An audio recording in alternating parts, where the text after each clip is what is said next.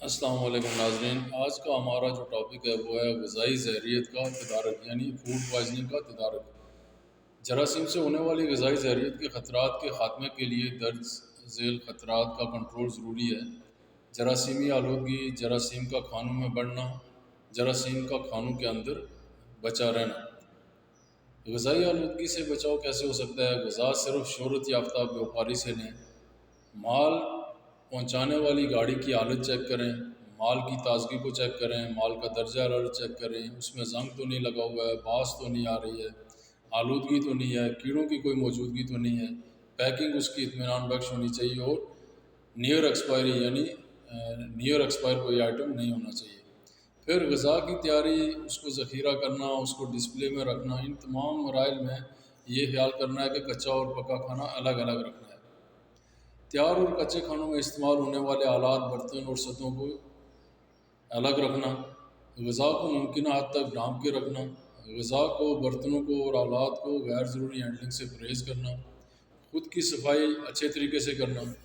تمام آلات، برتن اور جتنی بھی سطحیں ان کی صفائی کرنا، جراثیم کشی کرنا۔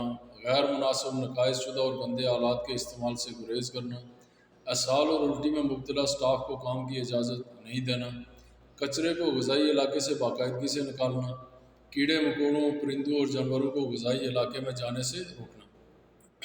پھر دوسری چیز ہے جراثیم کو بڑھنے سے کیسے بچانا ہے۔ مال چیک کرنے کے بعد فوری طور پہ مطلوبہ جگہ سٹور کر دینا۔ اس بات کا یقین کرنا کہ تیاری کے دوران خوراک ہر ممکن حد تک کم وقت کے لیے خطرے کے زون میں، یعنی 5 سے 65 کے درمیان درجہ حرارت میں رکھی گئی ہے۔ زیادہ خطرے والی غذاؤں کو خطرناک درجہ حرارت میں نہیں رکھیں۔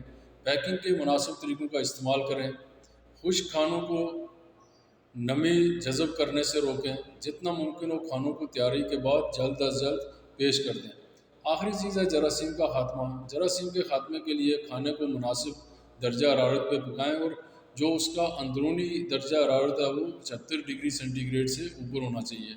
پھلوں اور سبزیوں کو دھوئیں اور ان کی جراثیم کشی کریں، اور تیاری کے مناسب طریقوں کا انتخاب کریں۔ مثال کے طور پر پاسچورائزیشن ہوتی ہے یا الٹرا ہیٹ ٹریٹمنٹ ہوتی ہے۔